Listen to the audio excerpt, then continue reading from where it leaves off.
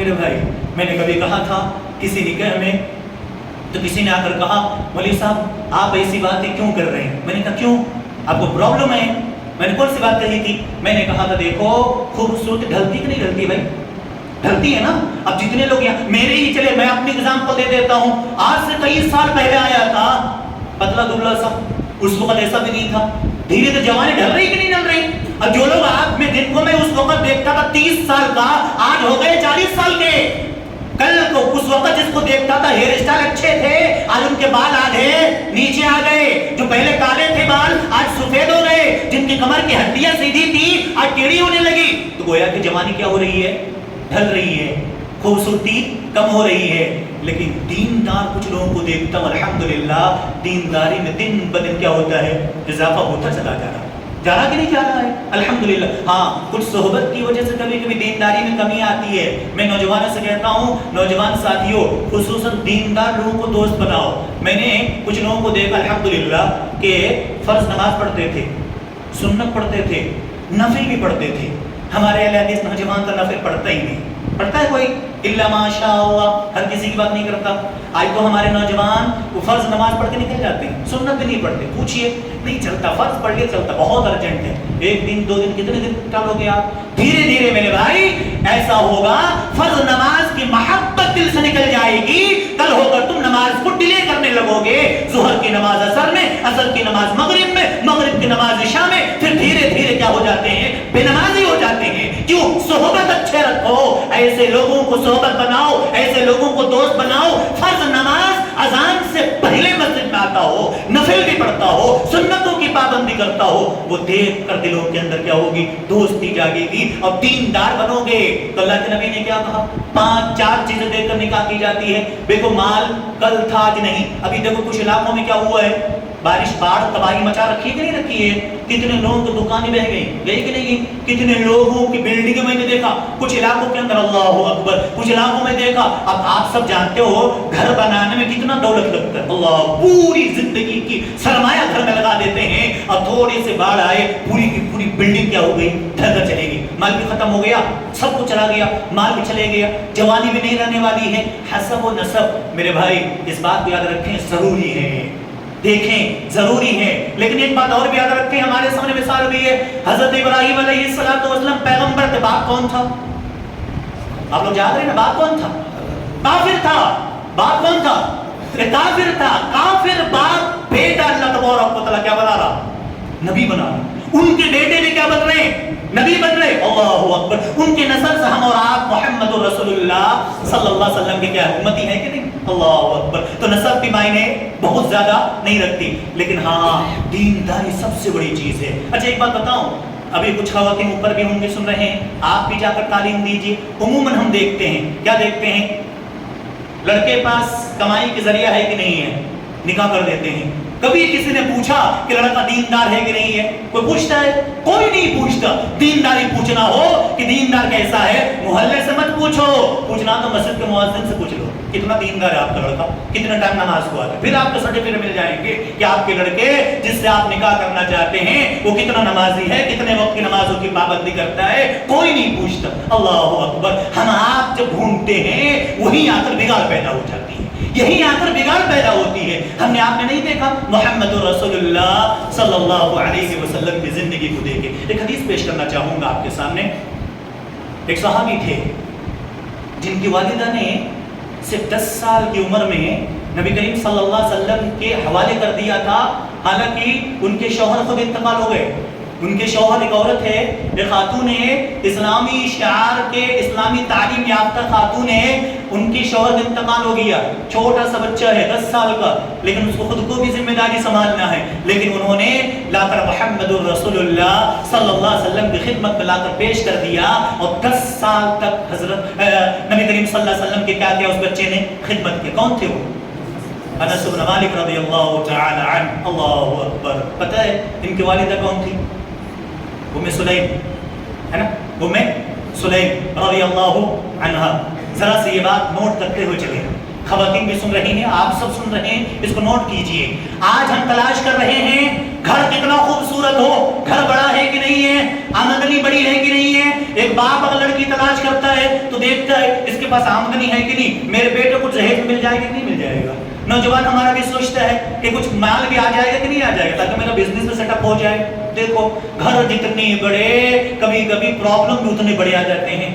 ہر ایک کی بات نہیں کرتا، کچھ چیزیں الحمدللہ بعض جگہوں پہ دیکھیں گے اللہ نے مال بھی دیا ہے، خوبصورتی بھی دیا ہے، اتنے ہی زیادہ نیک اور متقی پرہیزگار بھی اللہ نے کیا کیا ہے، بنا کے رکھا ہے. اللہ اکبر. اس کی مثال ہمیں صحابی سے ملتے ہیں. ایک ہماری آپ کی امہات المومنین، پہلی امہات المومنین کون تھی؟ وہ خدیجہ رضی اللہ تعالی. اللہ اکبر. ایک دم پاک دامن، خوبصورت، اس وقت کی سب سے بڑی تاجر، بزنس مین. اس کے باوجود بھی بڑے بڑے رئیسوں نے نکاح کا پیغام دیا، حضرت خدیجہ نے انکار کر دیا.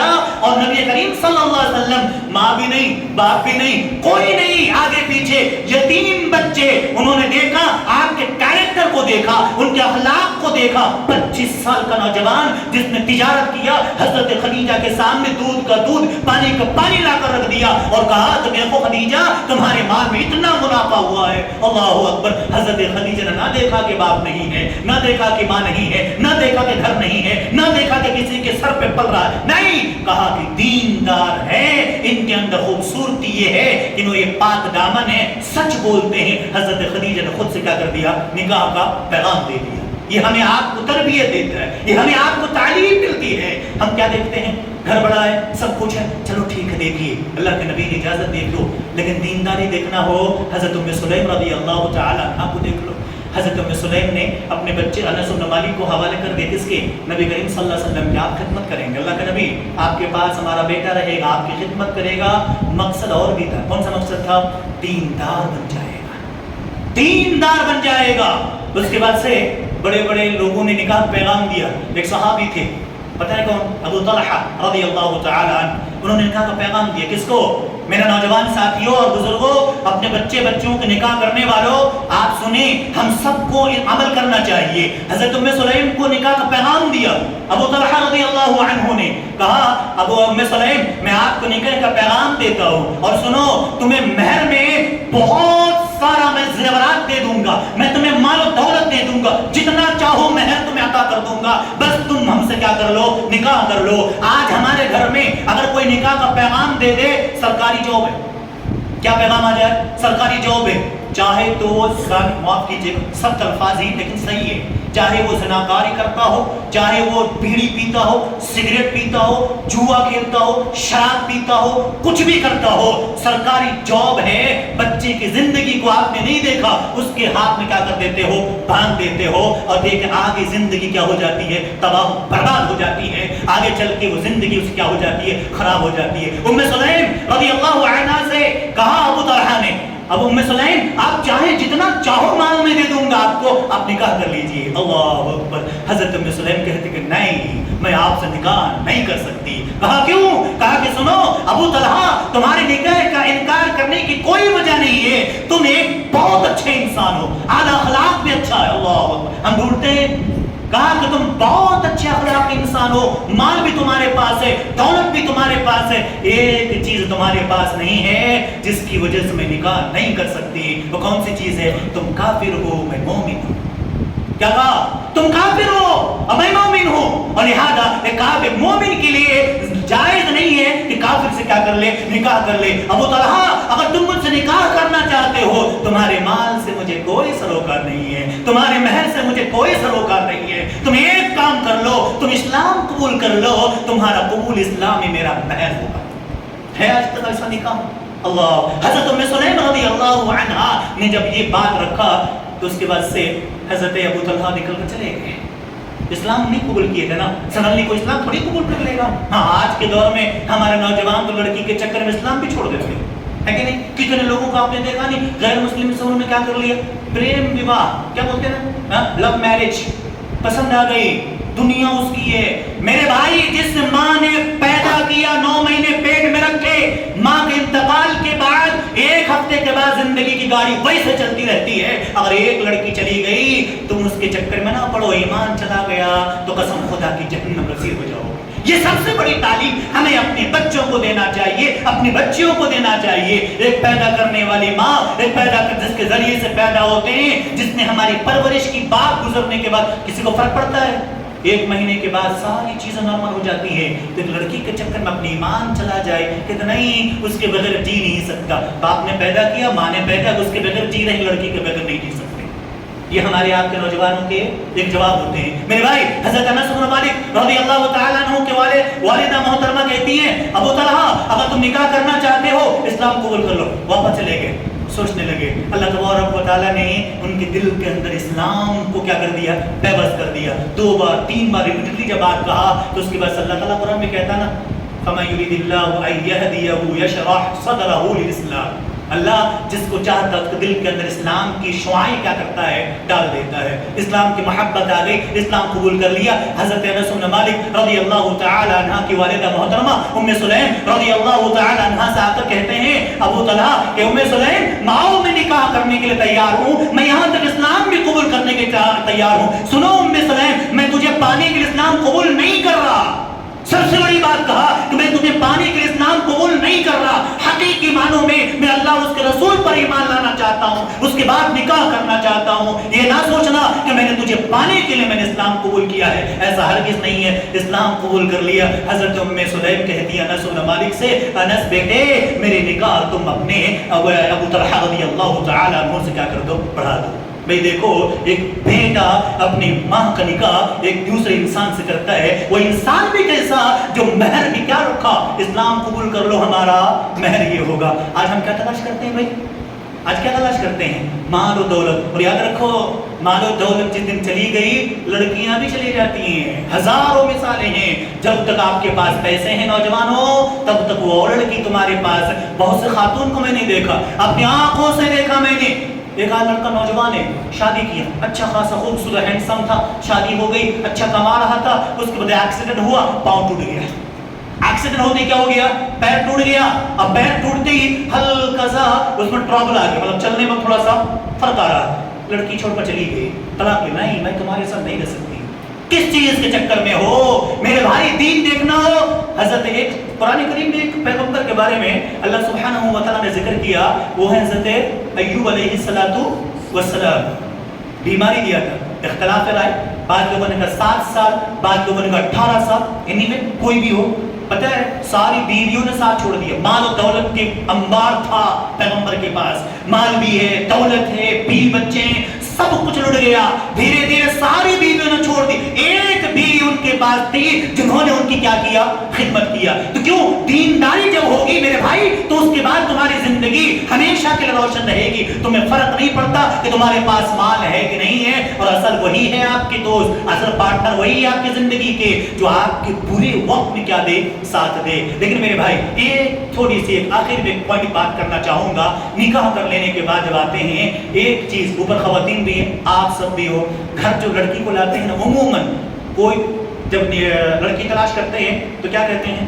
ہمارے کچھ لوگ ہیں یہاں سن رہے ہیں، عبد المجید صاحب ہیں، ان کام میں لگے ہوئے اچھی طرح جانتے ہیں، لڑکی جب تلاش کرتے ہیں کیا کرتے ہیں؟ نکاح کر دو، بیٹی کی طرح رکھوں گا، یہی نہ بولتے ہیں، میں اپنی بیٹی کی طرح۔ بھائی دیکھو دنیا میں کسی دوسرے کی بیٹی خود کی بیٹی کبھی ایکسیپٹ نہیں کرتے، الا ماشاء اللہ۔ کچھ ایسے بھی ہیں بہو کو بیٹی سمجھ کر زندگی گزارتے ہیں، ہنسی خوشی گزرتی ہے، ایک بھابھی ایک ننند کے درمیان بہت اچھی بانڈنگ ہوتی ہے، بہن کی طرح زندگی گزارتی ہے، لیکن کبھی بھی الا ماشاء اللہ گھر کی برائیاں۔ میرے بھائی کچھ نوجوان ایسی شکایت کر دیا، پتہ ہے میں کچھ دن پہلے دیکھ رہا تھا، آپ نے سنا ایک برمودا ٹرائنگل کے بارے میں؟ سنا آپ لوگوں نے برمودا ٹرائنگل سنا ہے؟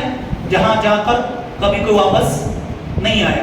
ہمارے بعد نوجوانوں کی حالت بھی ویسی ہو چکی ہے، ہمارے نوجوان حالت کی، ماں باپ تلاش کرتے ہیں لڑکی، سب کچھ ٹھیک تھا، ماں نے تلاش کیا، باپ نے تلاش کیا، سب کچھ کیا، بیچارہ سیدھا سادہ نوجوان نکاح کر لیتا ہے، 2 مہینے 4 مہینے گزرنے کے بعد وہ بہو اس کو پسند نہیں آتی، یہ بیچارہ آ کر پھنس جاتا ہے، ماں کو منائے، بیوی کو منائے، بیوی کی طرفداری کرے، ماں بولتی ہے تو بیٹھورو کا غلام ہو چکا ہے، کہیں نہ جواب دیتے ہیں، اور ماں کی طرف آئے. بھائی جس کو تم نے نکاح کر کے لایا دوسرے کی بیٹی کو, دوسرے گھر میں 18 سال 20 سال تک پرورش پائی ہے, وہ کس کے سہارے آئی ہے؟ ایک مرد کے ساتھ نکاح کرنے کی وجہ سے آئی ہے. اب آپ تم آ کر ماں بھی ظلم کرے, باپ بھی ظلم کرو, تم بھی ظلم کرو دوسرے کی بیٹی کے اوپر, پھر کہاں جائے وہ عورت؟ اور پھر ایک نوجوان, ایک عورت بھی آتی ہے نا, کبھی کبھی ایسا بھی ہوتا ہے, ایک خاتون آ جاتی ہے, توڑنے کی کوشش کرتے ہیں. میری بہنوں اوپر اگر سن رہی ہیں تو یاد رکھیں, یا اگر آپ کے ہمارے سب کے گھر کے اندر بہن ہے, بیٹی ہے, آج اگر آپ کسی کے بیٹے کو, جگر کے ٹکڑے کو چھین کر الگ زندگی گزارنے کی کوشش کرو گی, کل ہو کر تمہیں بھی اس پوزیشن پہ آنا ہے, تمہیں بھی اس پوزیشن پہ آنا ہے. آج تم کسی کے کلیجے کے ٹکڑے کو الگ کر کے ماں باپ سے الگ کرنا چاہو گی, ہم اپنی زندگی گزاریں گے, کل ہو کر تمہارے بچے بھی الگ ہونے کی کوشش کریں گے. ہمیں ہر ایک کا حق دینے کی کوشش کرنا ہے, سمجھنے کی کوشش کرنا ہے, ماں باپ کو بھی وقت دینا ہے, بیوی بچوں کو بھی وقت دینا ہے. اور یہ چیز اگر سنبھال لینا. اچھا بھی میں نے ایک بات کہا, کون سی؟ المرأۃ الصالحہ, نیک عورت. عموماً ہم دیکھتے ہیں کہ نیک لڑکی دیکھ کر کیا کرو, نکاح کرو. میں اپنی طرف سے میرے اساتذہ سے میں نے جب بات کیا تو میرے اساتذہ کچھ ہنسے پہلے, پھر اس کے بعد کہا نہیں ریئل یہی ہے. کیا؟ جہاں تک لڑکی دیکھنا ہو, لڑکی سے پہلے ماں کا کریکٹر کو دیکھو. کس کے؟ لڑکے کے ماں کے کریکٹر کو بھی دیکھو, لڑکی کے ماں کے کریکٹر کو دیکھو, ان کے اخلاق دیکھو.